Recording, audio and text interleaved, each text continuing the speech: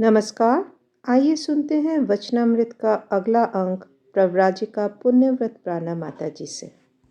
तव कथामृतं तप्तजीवनं कविभिरीडितं कल्मषापहं श्रवणमङ्गलं श्रीमदाततं भुवि गृह्णन्ति ये भूरिदा जनाः। श्री रामकृष्ण वचनामृत में 12वां परिच्छेद चल रहा है, दक्षिणेश्वर मंदिर में बलराम आदि के साथ। आज मंगलवार है। दिन का पिछला पहर 24 अक्टूबर 3-4 बजे होंगे। श्री रामकृष्ण मिठाई के ताक के पास खड़े हैं। बलराम और मास्टर कलकत्ते से एक ही गाड़ी पर चढ़कर आए हैं और प्रणाम कर रहे हैं। प्रणाम करके बैठने पर श्री रामकृष्ण हंसते हुए कहने लगे, ताक पर से कुछ मिठाई लेने गया था।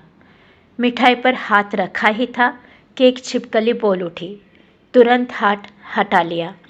सब हंसने लगे। लक्षण सत्य भाषण कामिनी कांचन ही माया है। श्री रामकृष्ण यह सब मानना चाहिए। देखो न, राखाल बीमार पड़ गया। मेरे भी हाथ पैर में दर्द हो रहा है। क्या हुआ सुनो। सुबह को मैंने उठते ही राखाल आ रहा है सोचकर अमुक का मुख देख लिया था। जी हाँ, सब लक्षण भी देखना चाहिए। उस दिन नरेंद्र एक काने लड़के को लेकर आया था। उसका मित्र है। आँख बिल्कुल कानी नहीं थी। जो हो, मैंने सोचा नरेंद्र यह आफत का पुतला कहाँ से लाया। और एक आदमी आता है, मैं उसके हाथ की कोई चीज़ नहीं खा सकता। वह ऑफिस में काम करता है, 20 रुपया महीना पाता है और 20 रुपया न जाने कैसा झूठा बिल लिखकर पाता है। वह झूठ बोलता है, इसलिए आने पर उससे बहुत नहीं बोलता। कभी तो 2-2 4-4 दिन ऑफिस जाता ही नहीं, यहीं पड़ा रहता है। किस मतलब से जानते हो? मतलब यह कि किसी से कह सुन तो दूसरी नौकरी मिल जाए। बलराम का वंश परम वैष्णव का वंश है। बलराम के पिता वृद्ध हो गए हैं। परम वैष्णव है। सिर पर शिखा है, गले में तुलसी की माला है, हाथ में सदा ही माला लिए जप करते रहते हैं। उड़ीसा में इनकी बहुत बड़ी जमींदारी है और कोठार, श्री वृंदावन तथा और भी कई जगह श्री राधा कृष्ण विग्रह की सेवा होती है और धर्मशाला भी है। बलराम अभी पहले पहल आने लगे हैं। श्री रामकृष्ण बातों बातों में उन्हें उपदेश दे रहे हैं। श्री रामकृष्ण, उस दिन अमुक आया था, सुना है उस काली कलुटी स्त्री का गुलाम है। ईश्वर दर्शन क्यों नहीं होते? क्योंकि बीच में कामिनी कांचन की आड़ जो है। अच्छा कहो तो मेरी क्या अवस्था है। उस देश को जा रहा था, बर्दवान से उतरकर बैलगाड़ी पर बैठा था। ऐसे समय जोर की आंधी चली और पानी बरसने लगा। इधर न जाने कहाँ से गाड़ी के पीछे कुछ आदमी आ गए। मेरे साथी कहने लगे ये डाकू है। तब मैं ईश्वर का नाम जपने लगा, परंतु कभी तो राम राम जपता और कभी काली काली, कभी हनुमान हनुमान, सब तरह से जपने लगा। कहो तो यह क्या है? बलराम से, कामिनी कांचन ही माया है। इसके भीतर अधिक दिन तक रहने से होश चला जाता है। ऐसा जान पड़ता है कि खूब मजे में है। मेहतर विष्ठा का भार ढोता है। ढोते ढोते फिर घृणा नहीं होती। भगवान नाम गुण कीर्तन का अभ्यास करने से ही भक्ति होती है। मास्टर से, इसमें लजाना नहीं चाहिए। लज्जा, घृणा और भय, इन तीनों के रहते ईश्वर नहीं मिलता। उस देश में बड़ा अच्छा कीर्तन करते हैं। खोल मृदंग लेकर कीर्तन करते हैं। नकुड़ आचार्य का गाना बड़ा अच्छा है। वृंदावन में तुम्हारी ओर से सेवा होती है। बलराम, जी हाँ, एक कुंज है, श्याम सुंदर की सेवा होती है। श्री रामकृष्ण, मैं वृंदावन गया था। निधुवन बड़ा सुंदर स्थान है। अगला प्रसंग है केशव चंद्र सेन के साथ समाधि में। आज शरद पूर्णिमा है। लक्ष्मी जी की पूजा है। शुक्रवार 27 अक्टूबर 1882। श्री रामकृष्ण दक्षिणेश्वर काली मंदिर के उसी पूर्व परिचित कमरे में बैठे हैं। विजय गोस्वामी और हरलाल से बातचीत कर रहे हैं। एक आदमी ने आकर कहा, केशव सेन जहाज पर चढ़कर घाट पर आए हैं। केशव के शिष्यों ने प्रणाम करके कहा, महाराज जहाज आया है, आपको चलना होगा। चलिए ज़रा घूम आइएगा। केशव बाबू जहाज में हैं, हमें भेजा है। शाम के 4 बज गए हैं। श्री रामकृष्ण नाव पर होते हुए जहाज पर चढ़े रहे हैं। साथ विजय है। नाव पर चढ़ते ही ब्रह्म ज्ञान रहित समाधिमग्न हो गए। मास्टर जहाज में खड़े खड़े यह समाधि चित्र देख रहे हैं। वे दिन के 3 बजे केशव के साथ जहाज पर चढ़कर कलकत्ते से आए हैं।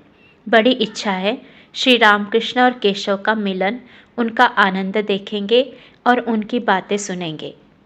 केशव ने अपने साधु चरित्र और वक्तृता के बल से मास्टर जैसे अनेक बंगीय युवकों का मन हर लिया है। अनेकों ने उन्हें अपना परम आत्मीय जानकर अपने हृदय का प्रेम समर्पित कर दिया है। केशव अंग्रेजी जानते हैं, अंग्रेजी दर्शन और साहित्य जानते हैं, फिर बहुत बार देव देवियों की पूजा को पौत्तलिकता भी कहते हैं। इस प्रकार के मनुष्य श्री रामकृष्ण को भक्ति और श्रद्धा की दृष्टि से देखते हैं और बीच बीच में दर्शन करने आते हैं। यह बात अवश्य विस्मयजनक है। उनके मन में मेल कहाँ और किस प्रकार हुआ, यह रहस्य भेद करने के लिए मास्टर आदि अनेकों को कौतूहल हुआ है। श्री रामकृष्ण निराकारवादी तो है, किंतु साकारवादी भी है। ब्रह्म का चिंतन करते हैं और फिर देव देवियों के सामने पुष्प चंदन से पूजा और प्रेम से मतवाले होकर नृत्य गीत भी करते हैं। खाट और बिछोने पर बैठते हैं, लाल धारीदार धोती, कुर्ता, मोजा, जूता पहनते हैं, परंतु संसार से स्वतंत्र है। सारे भाव सन्यासियों के से हैं, इसीलिए लोग परमहंस कहते हैं। इधर केशव निराकारवादी है, स्त्री पुत्र वाले गृही हैं, अंग्रेजी में व्याख्यान देते हैं, अखबार लिखते हैं, विषय कर्मों की देखरेख भी करते हैं। केशव आदि ब्राह्म भक्त जहाज पर से मंदिर की शोभा देख रहे हैं। जहाज के पूर्व और पास ही बंधा घाट और मंदिर का चांदनी मंडप है। बाई और चांदनी मंडप के उत्तर 12 शिव मंदिर में से 6 मंदिर है। दक्षिण की ओर और भी 6 मंदिर है। शरद के नील आकाश की पृष्ठभूमि पर भवतारिणी के मंदिर का कलश तथा उत्तर की ओर पंचवटी और देवदार वृक्षों के शिरोभाग दिखते हैं। एक नौबत खाना बकुलतला के पास है और एक काली मंदिर के दक्षिण प्रांत में एक और नौबत खाना है। दोनों नौबत खानों के बीच में बगीचे का रास्ता है, जिसके दोनों ओर कतार के कतार फूलों के पेड़ लगे हैं। शरद काल के आकाश की नीलिमा श्री गंगा के वक्ष पर पड़कर अपूर्व शोभा दे रही है। बाहरी संसार में भी कोमल भाव है और ब्राह्म भक्तों के हृदय में भी कोमल भाव है।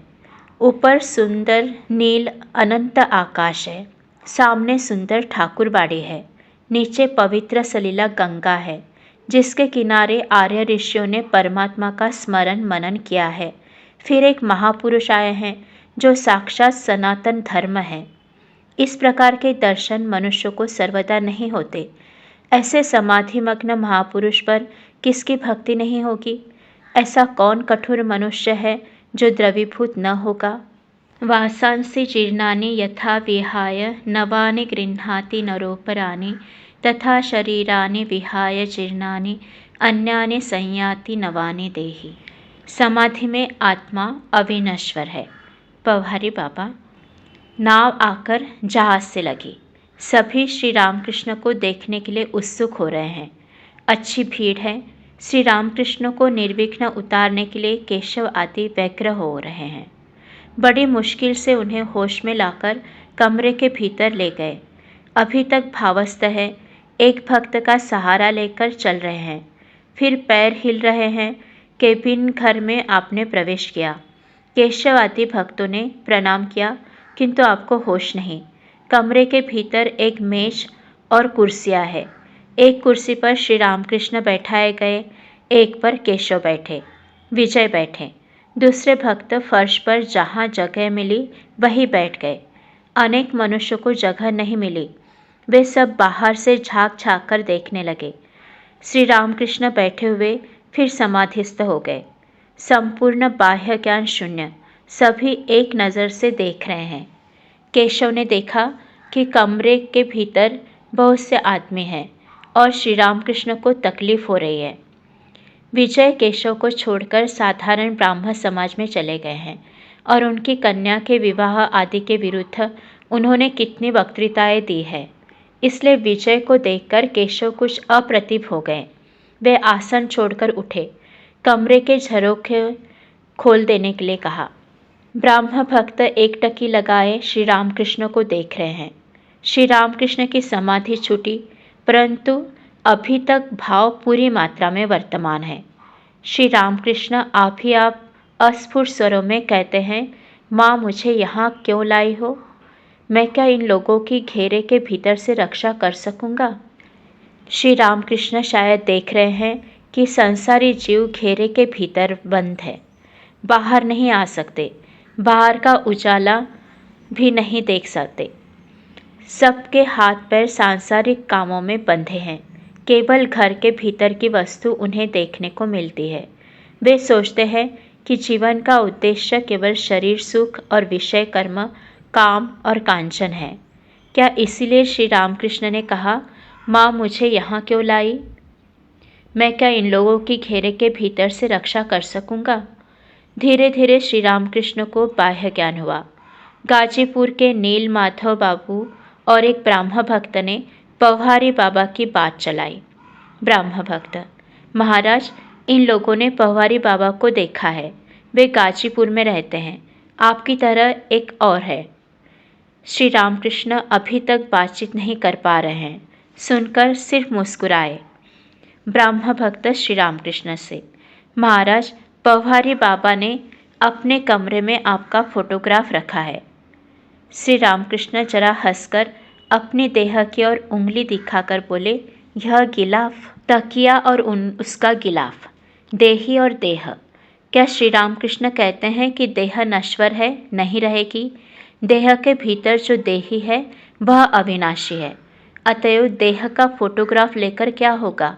देह अनित्य वस्तु है, इसके आदर से क्या होगा? बल्कि जो भगवान अंतर्यामी है, मनुष्य के हृदय में विराजमान है, उन्हीं की पूजा करनी चाहिए। श्री रामकृष्ण कुछ प्रकृतिस्थ हुए। वे कह रहे हैं, परंतु एक बात है, भक्तों का हृदय उनका निवास स्थान है। भक्तों के हृदय में वे विशेष रूप से रहते हैं। जैसे कोई जमींदार अपनी जमींदारी में सभी जगह रह सकता है, परंतु वे अमुक बैठक में प्राय रहते हैं, यही लोग कहा करते हैं। भक्तों का हृदय भगवान का बैठक घर है। जिन्हें ज्ञानी ब्रह्म कहते हैं, योगी उन्हीं को आत्मा कहते हैं और भक्त उन्हें भगवान कहते हैं। एक ही ब्राह्मण है, जब पूजा करता है तब उसका नाम पुजारी है, जब भोजन पकाता है तब उसे रसोइया कहते हैं। जो ज्ञानी है, ज्ञान योग जिसका अवलंबन है, वह नेति नेति विचार करता है। ब्रह्म न यह है न वह, न जीव है न जगत। विचार करते करते जब मन स्थिर होता है, मन का नाश होता है, समाधि होती है, तब ब्रह्म ज्ञान होता है। ब्रह्म ज्ञानी की सत्य धारणा है कि ब्रह्म सत्य, जगत मिथ्या, नाम रूप स्वप्न तुल्य है। ब्रह्म क्या है, मुँह से कहा नहीं जा सकता। वे व्यक्ति है, यह भी नहीं कहा जा सकता। ज्ञानी इसी प्रकार कहते हैं जैसे वेदांतवादी है, परंतु भक्तगण सभी अवस्थाओं को लेते हैं। वे जागृत अवस्था को भी सत्य कहते हैं, जगत को स्वप्नवत नहीं कहते। भक्त कहते हैं यह संसार भगवान का ऐश्वर्य है। आकाश, नक्षत्र, चंद्र, सूर्य, पर्वत, समुद्र, जीव जंतु आदि सभी भगवान की सृष्टि है, उन्हीं का ऐश्वर्य है। वे हृदय के भीतर है और बाहर भी। उत्तम भक्त कहता है वे स्वयं ही ये 24 तत्व जीव जगत बने हैं। भक्त की इच्छा चीनी खाने की है, चीनी होने की नहीं। भक्त का भाव कैसा है जानते हो? हे भगवान, तुम प्रभु हो, मैं तुम्हारा दास हूँ, तुम माता हो, मैं तुम्हारी संतान हूँ, और यह भी कि तुम मेरे पिता या माता हो, तुम पूर्ण हो, मैं तुम्हारा अंश हूँ। भक्त यह कहने की इच्छा नहीं करता है कि मैं ब्रह्म हूँ। योगी भी परमात्मा के दर्शन करने की चेष्टा करता है। उद्देश्य जीवात्मा और परमात्मा का योग है। योगी विषयों से मन को खींच लेता है और परमात्मा में मन लगाने की चेष्टा करता है। इसलिए पहले पहल निर्जन में स्थिर आसन साधकर अनन्य मन से ध्यान चिंतन करता है।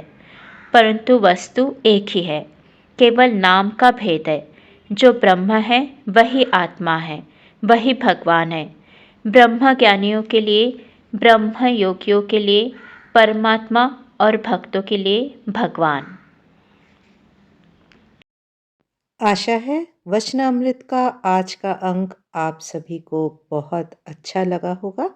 ऐसे ही और वीडियोस देखने के लिए देवाक्षर के साथ जुड़े रहिए। चैनल को सब्सक्राइब कीजिए, वीडियोस को दोस्तों के साथ शेयर कीजिए और लाइक का बटन ज़रूर दबाएं। आप सभी का बहुत बहुत धन्यवाद।